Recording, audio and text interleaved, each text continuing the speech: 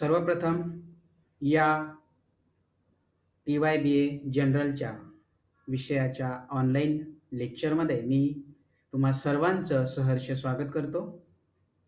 विद्यार्थी मित्रांनो, या जे 20व्या शतकातील जगाचा इतिहास हा तुमचा जनरलचा विषय आहे आणि या विषयाअंतर्गत आपण प्रकरण 1 ऑलरेडी संपवलेलं आहे आणि दुसऱ्या प्रकरणास आपण सुरुवात करून त्यातील पहिल्या जागतिक महायुद्धाची कारणे किंवा पार्श्वभूमी नेमकी काय होती याचा आढावा आपण या अगोदरच्या लेक्चरला घेतलेला आहे. आता आज आपण ज्या मुख्य मुद्द्याचा आढावा आपण घेणार आहोत तो म्हणजे पहिल्या जागतिक महायुद्धाचा प्रभाव किंवा परिणाम ज्याला म्हटलं जातं. ठीक आहे, पहिलं जागतिक महायुद्ध घडून आलं, पण हे युद्ध जेव्हा संपलं तर या युद्धाच्या समाप्तीनंतर संपूर्ण जगावर किंवा तुमच्या मानवजातीवर त्याचा काय परिणाम घडून आला याचा आढावा आपण या मुद्द्याअंतर्गत घेणार आहोत. पहिल्या महायुद्धाचा प्रभाव किंवा परिणाम. तर साधारणतः आपण पहिल्या महायुद्धाचा प्रभाव किंवा परिणाम या घटकाचा अभ्यास करताना सर्वप्रथम बघितलं तर पहिल्या जागतिक महायुद्धामुळे अतिशय मोठा असा एक संहार घडून आलेला होता, कारण हे अतिशय महाभयंकर असं युद्ध होतं. कारण या अगोदर एवढ्या मोठ्या प्रमाणात विध्वंस करणारं युद्ध जगाच्या इतिहासामध्ये कधीही झालेलं नव्हतं. त्यामुळे हे युद्ध जेव्हा संपलं तर त्याचे परिणाम फॉर एक्झाम्पल अगदी सुरुवातीला बघितलं तर मोठ्या प्रमाणावर बेकारी, आर्थिक मंदी आणि प्रचंड प्रमाणात महागाई जगामध्ये वाढलेली आपणास दिसते. म्हणजे 1929ची ती जागतिक महामंदी त्याचा देखील आढावा आपण या पुढचे काही जे प्रकरण आहे त्याच्यामध्ये आपल्याला एक प्रकरण ते अभ्यासण्यासाठी आहेच, त्याचा आढावा आपण तिथे डिटेलपणे घेऊया. मग बेकारी, आर्थिक मंदी आणि तुमची ती महागाई याचा उदय झाल्यामुळे काय झालं, संपूर्ण जगाची घडी विस्कटून गेलेली आपणास दिसते. या युद्धाने या मानवी जीवनामध्ये मोठ्या प्रमाणावर निराशा आणलेली आपणास दिसते. म्हणजे जे काही सचोटी, प्रामाणिकपणा किंवा तुमची धर्मपरायणता आणि अगदी तुम्ही जगत असलेलं जे साधंसुधं कौटुंबिक जीवन आहे यावरचा या सामान्य माणसाचा विश्वास उडालेला दिसतो. म्हणजे थोडक्यात युद्धामुळं मानवी जीवन हे अतिशय गुंतागुंतीचं झालं. अशा वेगवेगळ्या प्रकारच्या समस्या त्याला युद्धानंतर त्याला सामोरे त्या समस्यांना जावं लागलं. म्हणजे थोडक्यात एकंदरीत त्याचं जीवनच पूर्ण गुंतागुंतीचं आणि बिकट असं बनून गेलेलं होतं.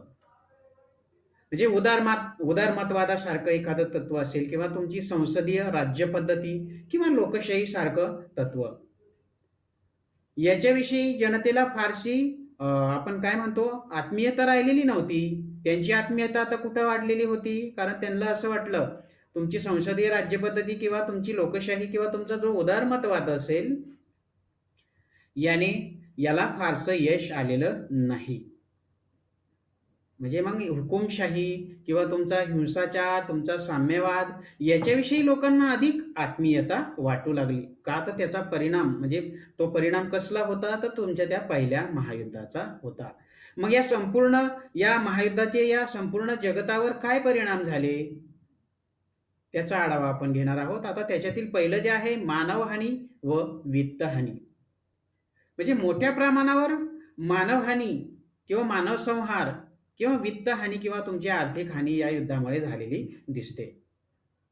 म्हणजे अगदी एका वाक्यात सांगायचं झालं तर 1/13 लोकसंख्या या युद्धापासून दूर राहू शकली. 1/13 म्हणजे 13 पैकी 1 माणूस हा युद्धामध्ये सहभागी होताच. येतंय ना लक्षात? म्हणजे अगदी आपण काय म्हणतो यावरून हे युद्ध किती मोठ्या प्रमाणात घडून आलं याची कल्पना आपणास येते.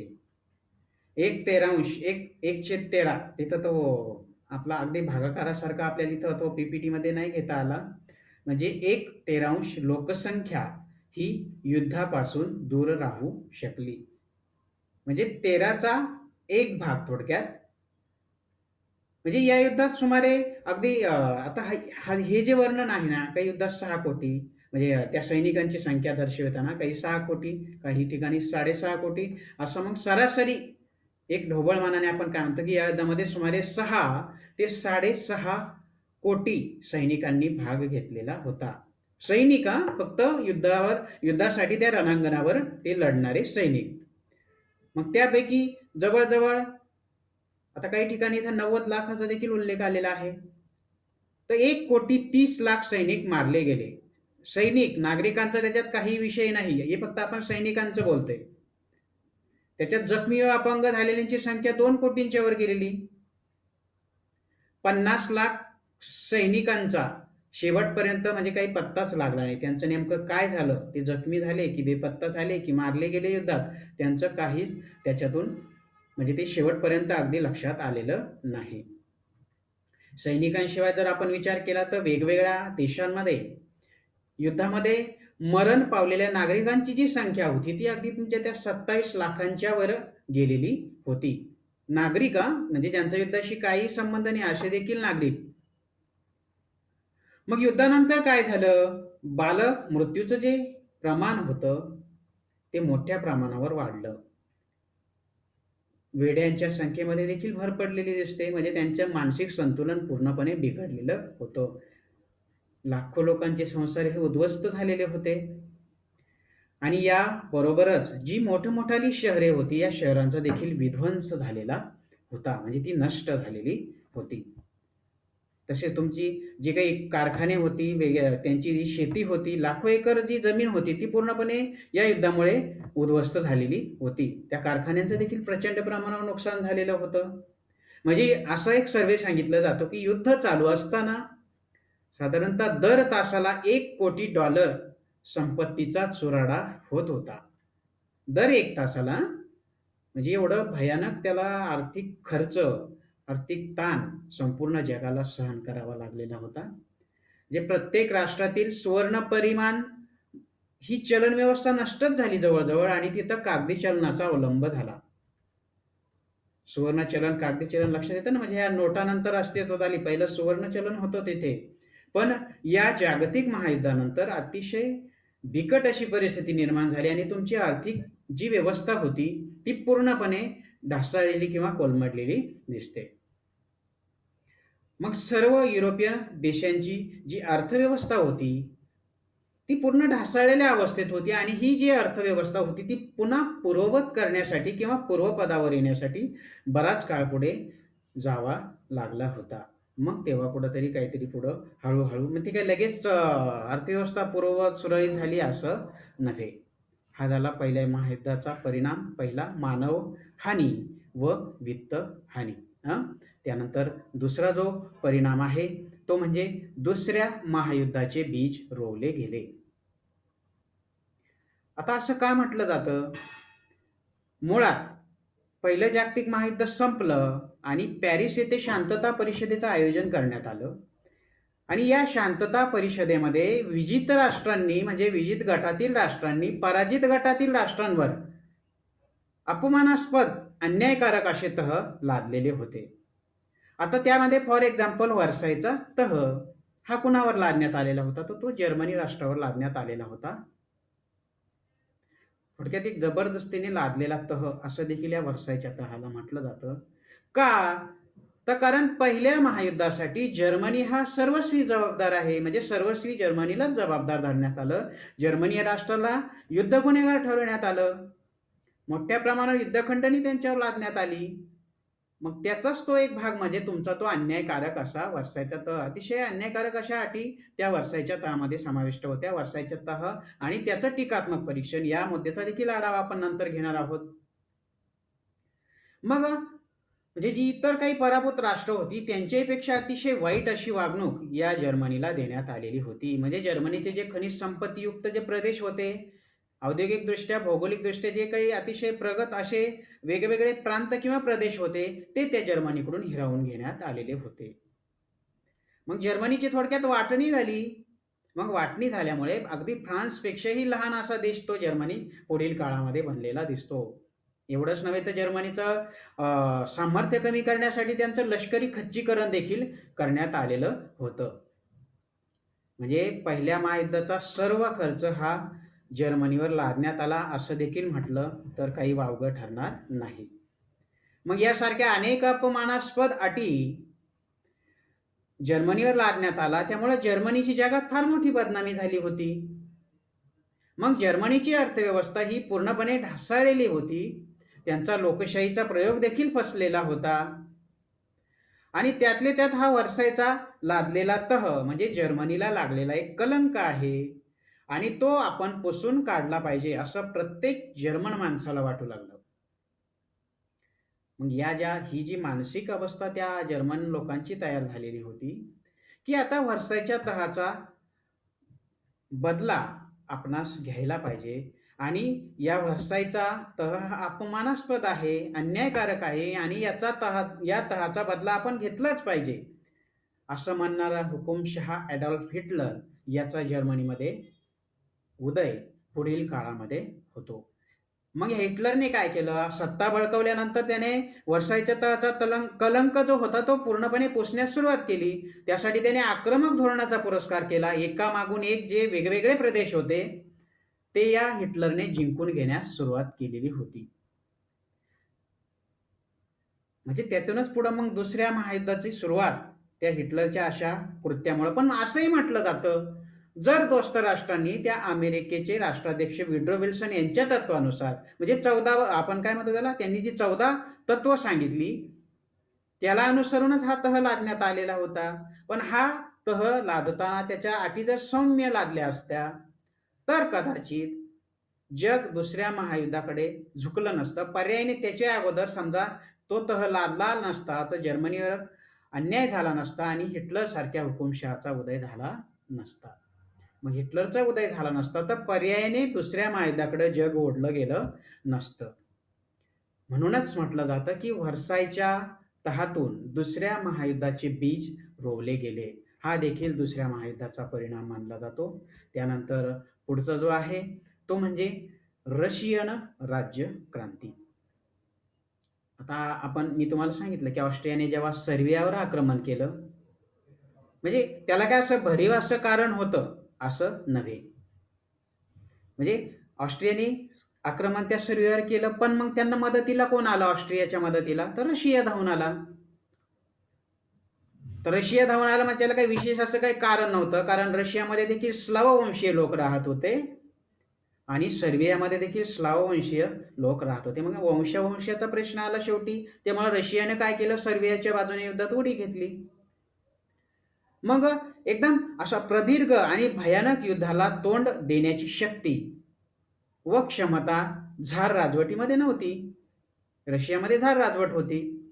म्हणजे मग त्यांच्यातल्या त्या त्रुटी काय म्हणता येईल, त्या रशियातील त्या प्रजासत्ताकामध्ये, त्या राजवटीमध्ये, थोडक्यात झार राजवटीमध्ये म्हणजे त्यांचं जे उत्पन्न होतं किंवा उत्पादन होतं अतिशय कमी होतं. त्यांच्याकडे साधन सामुग्री देखील नव्हती पुरेशी अशी. शिवाय दळणवळणाची जी साधने होती ती देखील अपुरी होती. त्यांच्या सैन्यामध्ये कोणत्याही प्रकारची शिस्त नव्हती. वरिष्ठ अधिकाऱ्यांमध्ये देखील मोठ्या प्रमाणावर भ्रष्टाचार बोकाळलेला होता. राष्ट्रद्रोही अधिकारी, त्यानंतर कमकुवत लष्करी नेतृत्व, असं धडाडीचं नेतृत्व, लष्करी नेतृत्व देखील त्यांच्याकडे नव्हतं. म्हणजे आधुनिकतेच्या बाबतीत थोडक्यात त्यांच्यामध्ये अभाव होता आणि या कारणामुळे रशियाचा प्रत्येक आघाडीवर काय झालं, पराभव होत गेलेला आपणास दिसतं. म्हणजे रशियाचे एकूण 15 लाख सैनिक आघाडीवर होते, परंतु त्यापैकी फक्त 5 लाख सैनिकांजवळ आपण जर त्यांचा विचार केला तर त्यांच्याजवळ साध्या बंदुका देखील नव्हत्या. मग शस्त्र नव्हते. शस्त्राअभावी सैनिकांनी काय केलं, पिछाडीवर राहण्यास सुरुवात केली. मग थोडक्यात ते निरुद्योगी झाले, मागे राहिले. युद्धात त्यांचा सहभाग नाही, का तर शस्त्रास्त्र नाही. तर परिणामी काय, तर ते स्वस्थ बसले, अगदी रिलॅक्स. मग काय, इकडल्या गप्पा तिकडल्या गप्पा. मग त्याच्यातूनच काय झालं, सरकारवर टीका करायची, नंतर क्रांतीची आता गरज आहे बाबा, अशा या चर्चेचं जेव्हा उधाण तिथं सुरू झालं, उधाण आलं, त्यातूनच पुढं काय झालं, क्रांतीचं तत्वज्ञान संपूर्ण लष्करामध्ये प्रचंड वेगाने आपणास पसरलेलं दिसतं. मध्ये औद्योगिक किंवा कृषी क्षेत्रातील जे उत्पादन होतं ते देखील त्यावेळी पूर्णपणे थंडावलेलं होतं. जीवनावश्यक ज्या वस्तू होत्या त्यांची देखील टंचाई निर्माण झालेली होती. अशा प्रकारे रशियाची जी आर्थिक परिस्थिती होती अतिशय बिकट झालेली होती आणि मग त्यातून मार्ग काढण्यासाठी या झार सरकारने काय केलं, कागदी चलन अस्तित्वात आणलं. पण त्यामुळं काय झालं, उलट वस्तूंच्या ज्या किमती होत्या त्या प्रचंड प्रमाणात वाढल्या, गगनाला जाऊन भिडल्या त्या अगदी. मग याच वेळी पुढं मग रशियात अराजकता वाढल्यामुळं झार सरकारने काय केलं, लष्करी प्रमुखाची जी जबाबदारी होती ती या सरकारने स्वतःकडे घेतली. पण मग रशियाच्या होणाऱ्या पराभवासाठी किंवा रशियाची जी हानी झाली आहे याला खुद्द झारच जबाबदार आहे असं तेथील लोकांचा समज झाला. आणि या झारशाही विरुद्ध जो असंतोष भविष्यात हळूहळू जो वाढत गेला त्याचीच जागा या 1917च्या रशियन राज्यक्रांतीने घेतलेली दिसते. म्हणजे थोडक्यात रशियन राज्यक्रांती हे देखील पहिल्या महायुद्धाचा परिणाम मानला जातो. त्यानंतर पुढचं जे आहे, जागतिक महासत्ता म्हणून अमेरिकेचा उदय. आता पहिल्या महायुद्धाच्या सुरुवातीला खरं तर युद्धाचा विचार केला तर अमेरिका ही तटस्थ होती. युद्धामध्ये ती सहभागी झालेली नव्हती अगदी पहिल्यापासून. त्यांनी काय केलं की अगदी संत द्रुत गतीने आपला भौतिक जी प्रगती होती ती साध्य केली होती. त्यामुळे दोन्ही गटांना म्हणजे दोनही युद्धातील जे दोन्ही गट होती त्यांना अगदी भरपूर कर्ज, मग सोन्याच्या मोबदल्यात वेगवेगळी शस्त्रास्त्र असेल, तुमचा दारुगोळा असेल किंवा तुमच्या उपभोग्य वस्तू असतील, या वस्तू विकण्याची जी प्रक्रिया होती थोडक्यात ती अमेरिकेने सुरू ठेवलेली होती. पण पुढे जर्मनीने पहिल्या महायुद्धात पाणबुड्यांचं युद्ध सुरू केलं आणि या पाणबुड्यांच्या युद्धाचा परिणाम काय झाला, तर अनेक जे अमेरिकन जहाजं होती त्यांना जलसमाधी मिळू लागली आणि अनेक अमेरिकन प्रवाशांचा तेथे मृत्यू झालेला आपणास दिसतो. मग अमेरिकेने ते जर्मनीला इशारा दिला की बाबा असं काही करू नका तुम्ही. मग शेवटी न ऐकल्यामुळं 2 एप्रिल 1917 रोजी अमेरिका पहिल्या जागतिक महायुद्धामध्ये प्रत्यक्षपणे उतरली. पण काय केलं अमेरिकेने, आपल्या म्हणजे आपली जी भूमी आहे तिला युद्धाची भूमी होऊ दिलं नाही. का, तर आपलं नुकसान होईल. मग पर्यायी त्यांनी आपली सेना ही युरोपात उतरवली. ती दोस्त राष्ट्रांच्या बाजूने युद्धात उतरले आणि जेव्हा ते युद्धात उतरले तर युद्धाचा पूर्ण रंग बदलून गेला. दोस्त राष्ट्रांना मग विजय मिळू लागला आणि अमेरिकन मालाची मागणी प्रचंड वाढली. म्हणजे अमेरिकन कारखानदारी, उद्योगधंदे यांचा मोठा विकास पुढील काळामध्ये झालेला दिसतो. म्हणजे थोडक्यात अमेरिका हे भांडवल पुरवठादार किंवा एक मोठं सावकार राष्ट्र पुढील काळामध्ये बनलेलं दिसतं. मग त्याच वेळेस काय झालं, इंग्लंड असेल किंवा तुमचा तो फ्रान्स असेल यांची देखील युद्धामुळे शक्ती अतिशय क्षीण झालेली होती. जर्मनीचा देखील पराभव झालेला होता. मग स्वाभाविकच काय, अमेरिकेशिवाय जगाला पर्याय नव्हता.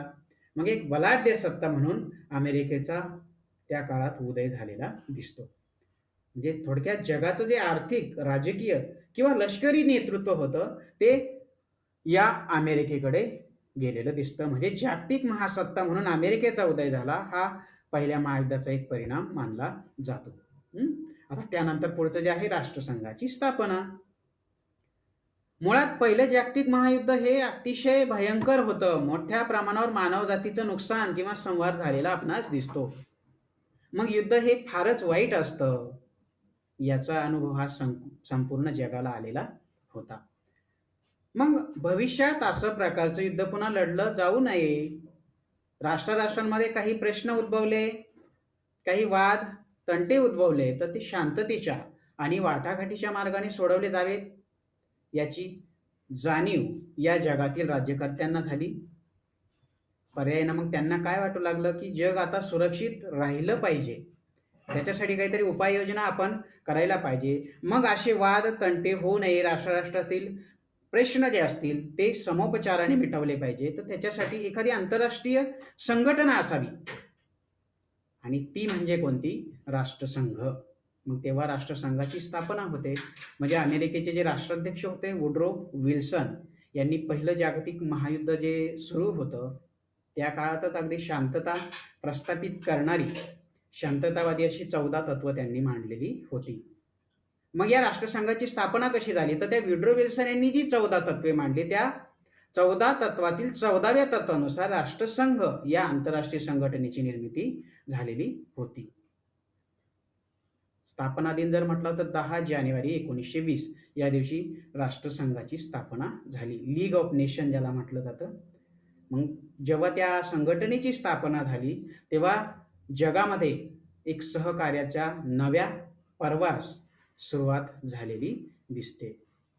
त्यानंतर पुढचा जो परिणाम आहे, जुन्या साम्राज्यातून नवीन राष्ट्रांची निर्मिती.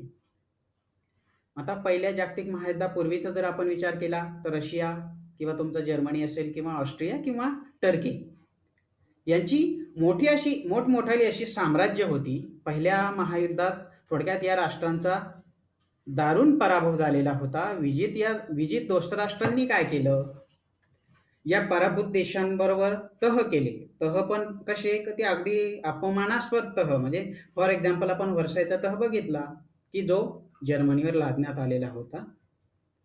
मग तह केलं, त्याच्यामुळे पुढील काळात काय झालं, या मोठमोठ्या साम्राज्याचं विघटन झालेलं दिसतं.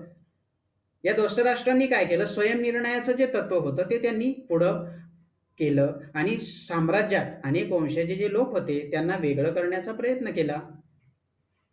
म्हणजे त्यांना त्यांचे स्वतःचे राष्ट्र मिळवून देण्याचा प्रयत्न देखील इथे झालेला दिसतो. जर्मनीच्या ज्या काही वसाहती होत्या त्या बळजबरीने हिसकावून घेतलेल्या आपणास दिसतात. म्हणजे जर्मनीचे काही प्रदेश होते, डेन्मार्क, बेल्जियम, लिथुआनिया किंवा पोलंड या राष्ट्रांना ते देऊन टाकण्यात आले. ऑस्ट्रियाचा काही प्रदेश जो होता तो झेकोस्लोवाकिया आणि तुमचं दुसरं जे राष्ट्र आहे युगोस्लाव्हिया या राष्ट्रांना देण्यात आला.